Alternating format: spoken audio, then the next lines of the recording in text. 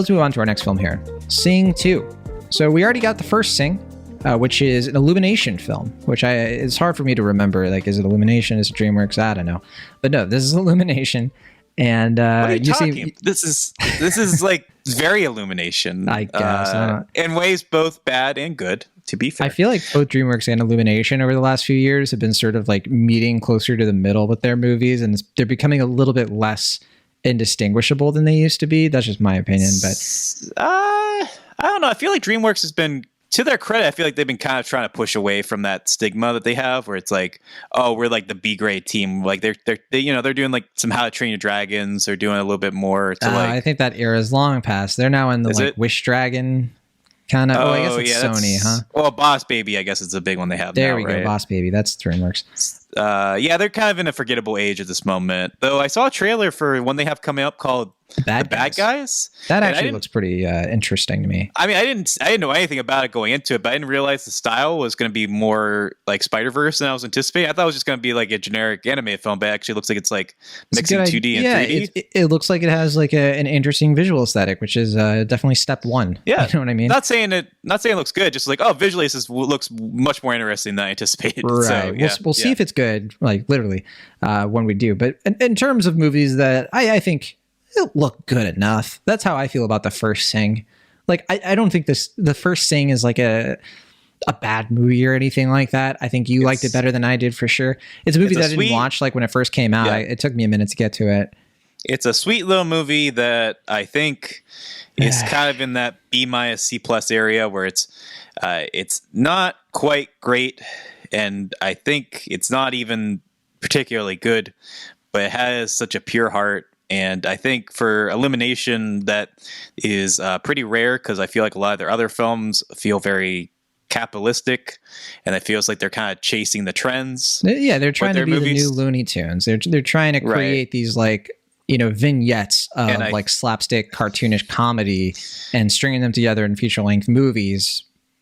Yeah, to varying success. I think like you have movies like Minions, which makes like billions of dollars, right? But then other times not so much. I mean, Secret Life of Pets 2 was the follow-up to. I know Secret Life of Pets was like, people really liked that movie, right? That was I think same year as Sing, or like right before. And the sequel, whatever. I think the biggest thorn in Sing's side is that it's ultimately just a little too derivative for its own good. And I think it's never quite as clever or as unique as it should be to really stand out. But at the same time, I think it's more sincere than critics and maybe some audiences give it credit. Whether or not it's being sincere is whatever to me. Like in this case, I don't really care. That's like, it can be sincere. That's fine. I'm fine here with to hear, folks. But John doesn't care about your sincerity. I don't care about the sincerity of an Illumination film. I'll put it that way, because it's like, that's nice, but like, what about the movie itself? I don't know. But in terms of the first thing, I think it's very watchable. Absolutely. Decent family film. The premise is some fun. Cringy humor, some cringy bits, but otherwise pretty watchable, pretty sweet. Yeah, it's kind of got the same, not the same, but it's got a similar setup to like Zootopia. Okay, like we got a world full of talking animals, but whereas Zootopia was a very it's very Disney. They spent a ton of time like building that world, making it feel like this is what a world built by animals would actually be. Yeah, this is like you could transpose these characters with humans and it wouldn't be that different, and that's kind of the point. It's just sort of like it's a gimmick to sort of make it more cartoonish and silly. I mean, yeah, because like the first movie, like there's clearly some thought put into like, obviously like the elephant is like shy, but she's like big. So there's like the contradiction there. Like they have Seth MacFarlane's kind of like wise cracking guy, but he's like the little mouse. And then obviously like same. Who's bizarrely missing from this movie. Yeah, I don't know what happened there, but like obviously like it's very literal, but like the koala, Matthew McConaughey's character is like the little guy who's like dreaming big and all that. And it's like, they play with like size a lot and stuff like that, but they don't really play up with the animal aspects of it that much, weirdly. Right. Well, I'm talking especially about the setting. Zootopia is a timeless setting. You can watch that movie in 10 years and not even know it was made in 2016.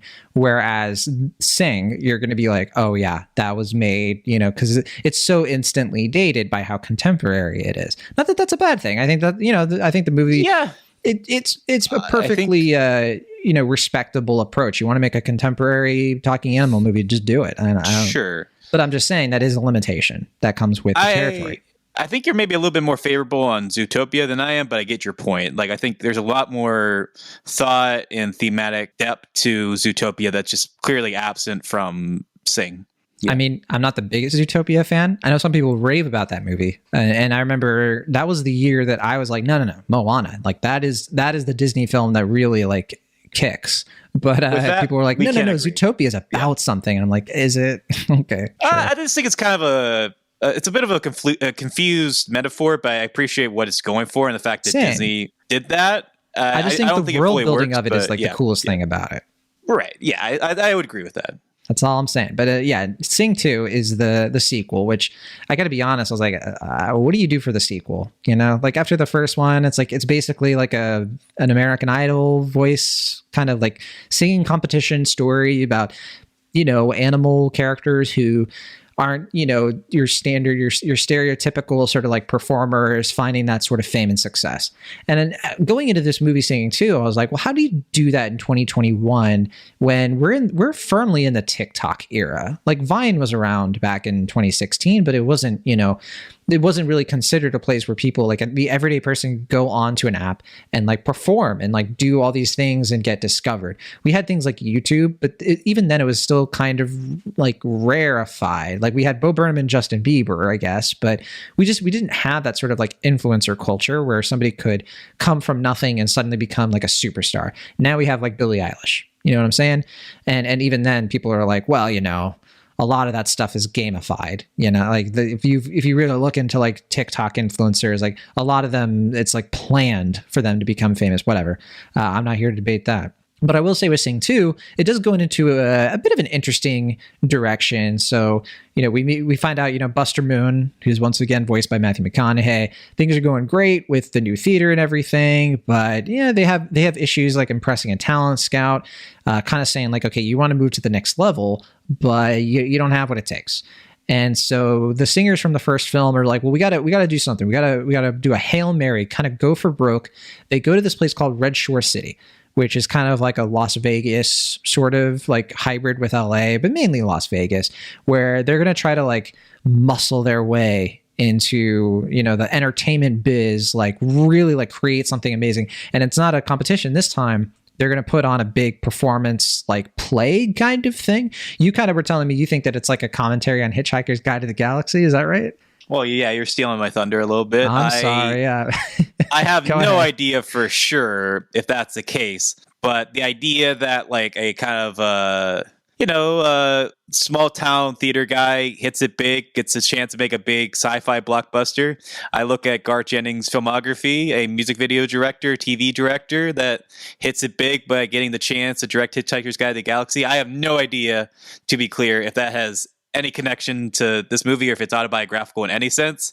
I just think it's an interesting parallel. That's my only point with that. Yeah. My review of Sing 2 is basically the same as the first movie. Perfectly watchable. There's nothing really offensive about this movie. I think that it's going to, age like milk, for a lot of people. They're going to watch it and be like, yeah, that was a nice time. It's kind of like your typical MCU movie in that respect of like, it's going to kind of fleet away pretty quickly, I think.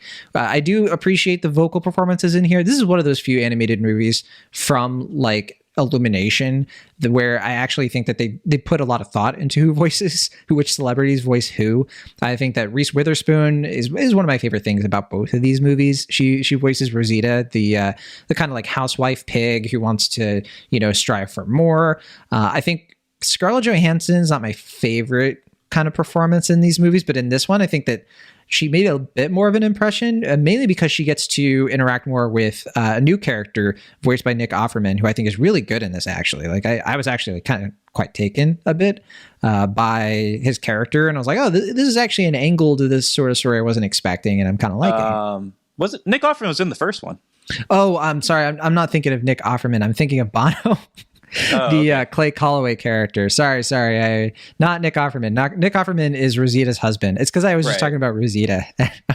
Yeah, I was genuinely confused because, like, unless you just forgot, he is in the first one very briefly, but he is. Yes. Bono is who I meant to say there, who voices this kind of like this lion character who is sort of like past his prime and dealing with a tragedy. And I was like, oh yeah, they're clearly trying to go for something a bit more emotional here. Maybe this is a hot take. I haven't talked about this with you, so I don't know. I think Bono is like actually pretty good in this. Like, I was not expecting it. That's what I'm saying right now.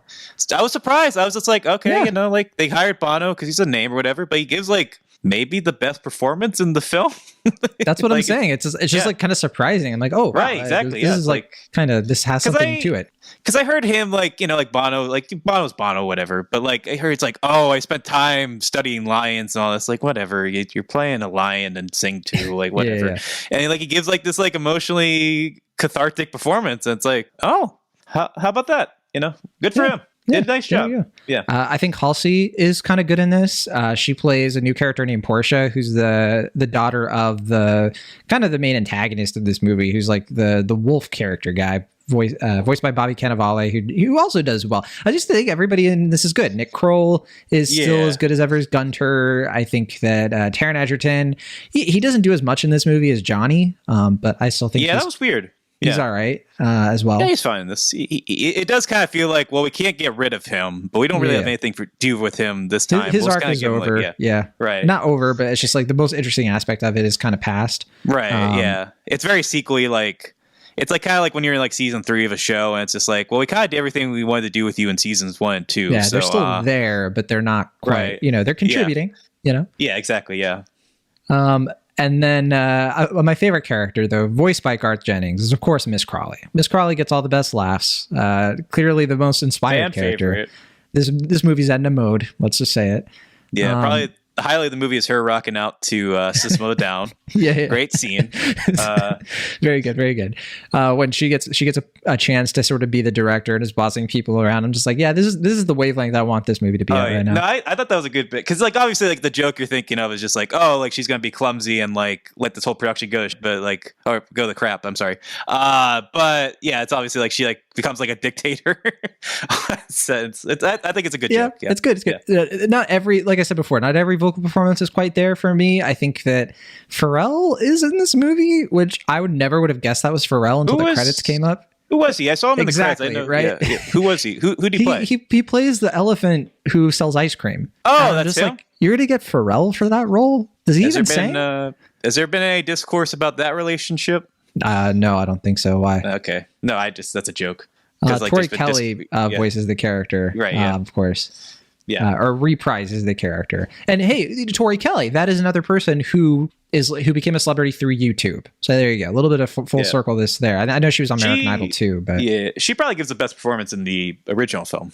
Very good in the original. This one I think is okay. Like I don't think the character I cared about the most in this movie was Bono's lion and also Reese Witherspoon's Rosita, which I don't know. I was kind of clicking with those characters more. I think Matthew McConaughey he's still doing the same thing here. He's not pushing the envelope. He's doing what you want from him. He's charismatic huckster.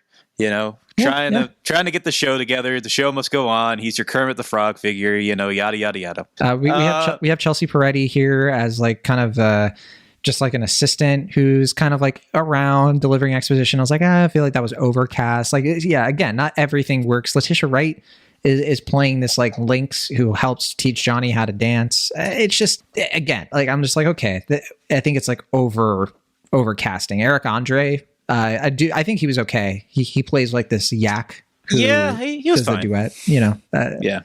Cool. He's in it. Right. To me, it's like casting that is just for the trailer, so that you can be like boom, boom, boom, boom, like every celebrity's name, and you're just like, right. Whoa. That is a very DreamWorks thing for sure. They definitely took that from the DreamWorks handbook. But overall though, Will, we really set this up. I mean, Sing 2. What's your thought? Do you think this one is any better, any worse? Yeah. Speaking of setup, I have to, I guess, acknowledge my history with Garth Jennings. It's very short. He's your father. No. I hope he's if he ever gets a chance to listen, I would like to thank him more officially. But in 2015, I went to New York City somewhat spontaneously, and I was there. I was going to move there. It didn't work out. I went to a couple of job interviews. The second to last day I was there, I was just kind of going around. I didn't make any plans because I did this kind of spontaneously, but I went by the Cherry Lane Theater and I saw it. They were playing Oh Hello, the John Mulaney, Nick Kroll show. Nick Kroll is also in this film, as he is in the previous film. Being a young 20-something-year-old guy, I was just like, oh, I'll just go up to the box office and get a ticket. Obviously, that's not the way things work in New York City, especially for a hot show like Oh Hello. As I go up to the box office, I asked for a ticket. The lady's like, oh, I'm sorry, we don't have tickets. I see a hand come down. A guy is like, hey, my friend didn't come, but I have an extra ticket. Would you want it? I get to the front row and I meet the guy, and I found out that guy is Garth Jennings. No way. That's a true story. I never told you a story? No, you've always kept it close to your chest, waiting for just the right time. So the he right time spontaneously gave me front row tickets to Oh Hello off Broadway. So I have always wondered, because you have those photos of like you and John Mulaney and Nick Kroll, and I always knew there was a story there, but I was like, Will's not going to give that up easy. So I don't know. I think it's a pretty fun story. Very cool. Anyway, what year was this? That was 2015. That was a year before Sing 1 came out. Yeah. So all that to say, I'm very affectionate towards Garth Jennings, but he also made a lot of films I like a lot. I like Hitchhiker's Guide to the Galaxy. Yeah, I like same. Son of Rambo. Yeah. I really like his music video work. He did a couple music videos for REM, my favorite band. He's done a few others. I feel like he kind of gets overshadowed compared to some of his contemporaries like Spike Jonze. Mm-hmm. Who kind of did some similar work, or like Michel Spike Gondry. Jonze has an uncredited cameo in this movie, or an uncredited voice role. Oh, yeah? I know they're friends. But yeah, I mean, I think he hasn't had the same success as like a Michel Gondry or a Spike Jonze, but I think like I said before, I think he's a pretty sincere filmmaker, and I think he puts a lot of heart into his films. I think even though they only kind of live up to like B level, I think he makes pretty nice, well-meaning films, and I think certainly the Sing movies are no exception. I think similar to the first movie, it's not super memorable, and it doesn't really stand out compared to some of its peers, as far as like being, like you said, not quite as inventive as Zootopia, not really having the same like thematic depth as something like a Pixar film or even some of the better DreamWorks films.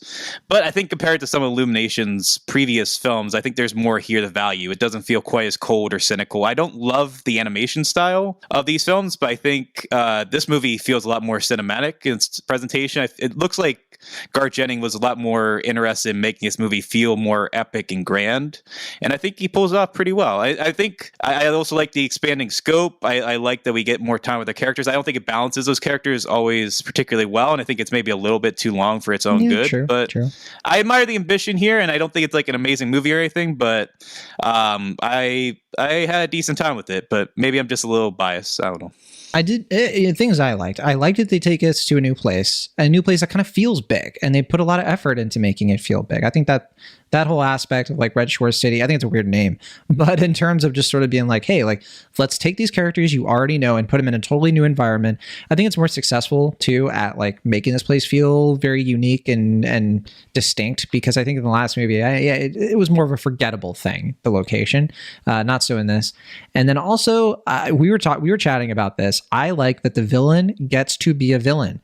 Like the villain actually does despicable, horrible things, and it's not like glossed over or like wishy-washy, or it's like, well, the villain has to be sympathetic, or we can't have any villain because it's that's how movies are made these days. That has been something that's been not bugging me a ton, but bugging me a little bit with some animated movies that are just like we get it. Like you don't have to have a villain. Like Toy Story proved in 1995, you can have a great movie without like a very pronounced villain. You can have like an antagonist like Sid, right? But I think that these movies like animated movies in general are starting to overcorrect a little bit with that. Maybe like I think in Encanto at times people are kind of like, I kind of wish there was a villain here.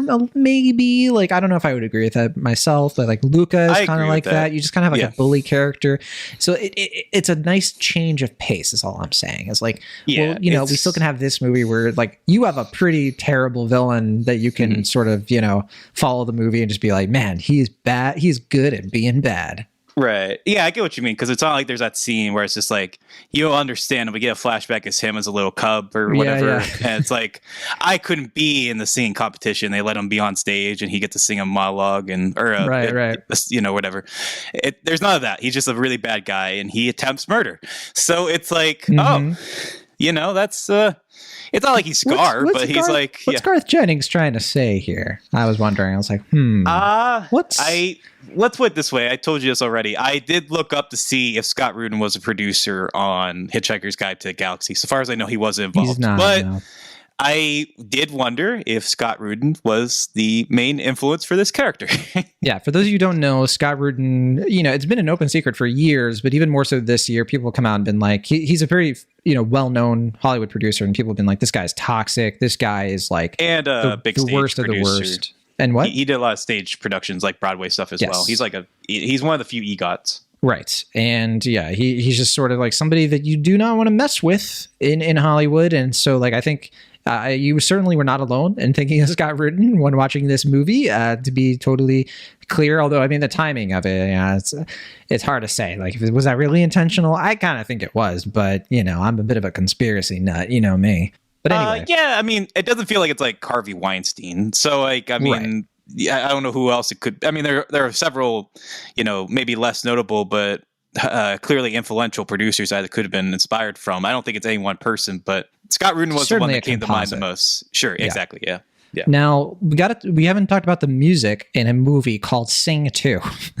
Let's talk about the music. I think the music is horrific. I think it's horrible. Like, if there's one thing about this movie I do not like, and I think is just painful most of the time, not every single, like, of course, not every single, but I think by and large, when people started singing or when a song started coming on, I was like, please God, let it stop.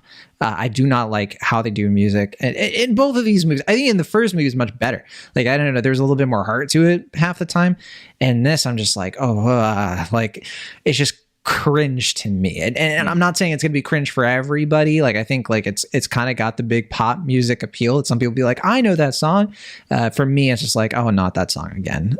So I gotta say that when it comes to the music, I'm out. No thanks. I didn't mind the music. I think it's well produced. I think the music kind of saves both movies, like, because they just like, I think both movies come together because of the music. But at the same time, to your credit, I think it's annoying that they don't have more original music. Like, it's just a lot of like karaoke, you know, top 40 songs, or like, you know, like retro 80s, 90s favorites. Like, I think that's kind of annoying. And I wish sorry to interrupt, but I just remembered Pharrell does sing in this movie. I was kind of saying that earlier. I totally forgot he sings. Yeah. I forgot that it's because it's not really him, but it is. But anyway, sorry. Go ahead. No, I got you. Yeah. Yeah, for me, it just, especially because like they had the opportunity with this movie with the fake show, or not fake in the movie, but like fake in real life, Out of This World, whatever the stage epic fantasy. Though, did you think a lot about the what was the name of the show in Tick Tick Boom? Like the show within the show. The show within the show. Superbia. Yeah, Superbia. Did you kind of think this was like... No, I didn't really... Well, I think I watched Tick Tick Boom after I saw Sing 2. I saw Sing 2 a while ago. Yeah. Okay, fair enough. It just was like...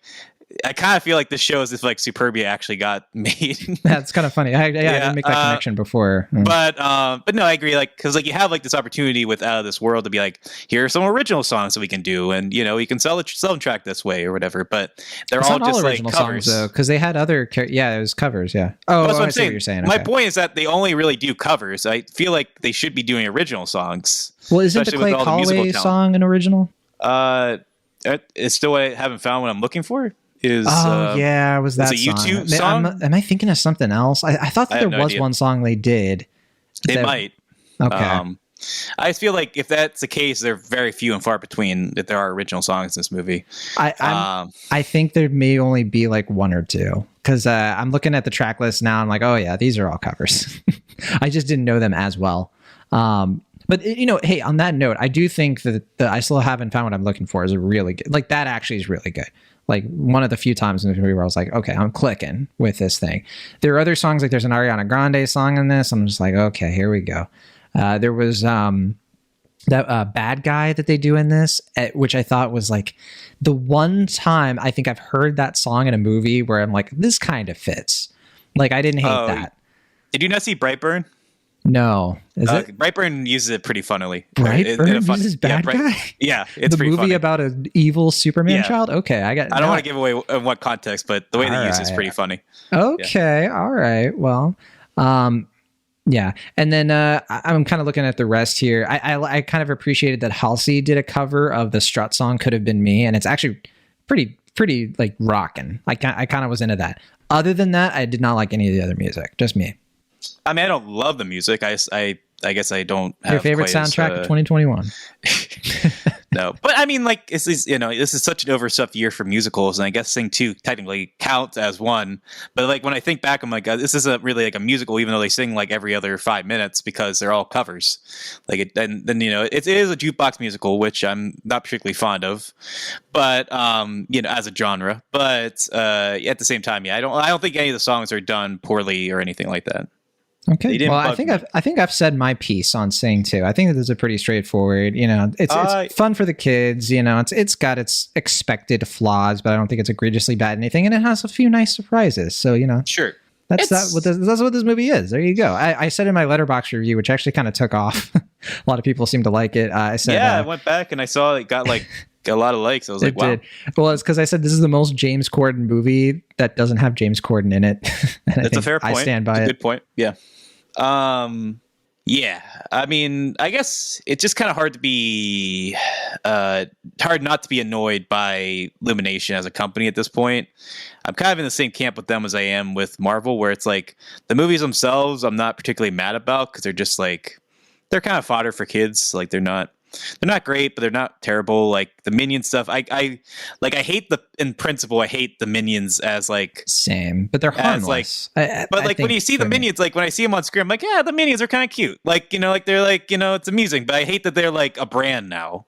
Like they are like the cornerstone of CGI animation as a genre right now. But like when I see the Minions on screen here, like I see the trailer for the new Minions, or I see them and the Illumination logo, I'm like, yeah, Minions are cute. And I feel like that's my relationship with every Illumination movie except for like Despicable Me 3 and The Lorax and The Grinch. I'm just like most of the time, just like, yeah, this is cute. This is nice. I don't like that this is like the highest grossing animated film of 2021, but like I don't know if it's that high, but it's like up there, right? Like it did better than Raya and the Last Dragon and Encanto and stuff, right? It's demolishing Encanto and Raya and the Last Dragon. Which is kind of depressing. Didn't even get a theatrical release, but this did. Okay, sure. I mean, granted, like, yeah, that's a big one. Like, I think this is actually, I like this more than Raya and the Last Dragon, but like the fact that a movie like this is doing better financially than an original high concept animated film like that is pretty depressing. But at the same time, when I watch it, I'm like, yeah, that's cute. That's nice. I'm not having a bad time watching this. And I feel like that was my relationship with the first movie. And that's my relationship with the next one or this new one. But at the same time, a week from today, I'm not going to be thinking about this movie that much. I think there are only 2 Illumination movies I like. I don't love any of them. I don't love any. Like, I think, you kind of heard about. I think Lorax is an abomination. I really hate that one. The 2 that I like are probably the first 2, Despicable Me and Hop. Like, I like those 2 movies. Oh, Hop! I forgot about Hop. Hop is pretty bad in my opinion. You thought Hop was bad? I thought Hop was bad. I had a good time with Hop. I was hopping and rolling with that one. I like the first Despicable Me, I think, is fine, and I like the second one kind of. Yeah, I think the second one's probably the best of the 3. I disagree there, but I do like. I fell asleep during Despicable Me too. The Grinch, I almost liked. I was so close to really liking that one. That movie, it was so close. The Grinch is just like, is it better than the Jim Carrey one? I guess. but like I constantly forget that came out, and that made like $1 billion, and it's just like I forget that was a thing. Kind of funny in retrospect, but yeah, it's just, you know what? Look, if Illumination's your thing, if you're like, look, I show up for Illumination, that's my studio. Power to you. I think that it is a certain type of movie that I just don't click with myself. But it's not that I don't think anybody it's wrong to like these movies or to like the Minions. Have fun. You know, I think it is. If there's one thing that they have managed to package pretty well, is it's bringing joy to people. It's making people happy. Right. So I am glad that is the case. They literally have a song that got nominated for an Oscar called "Happy," which is like, I feel like that song. Of our time.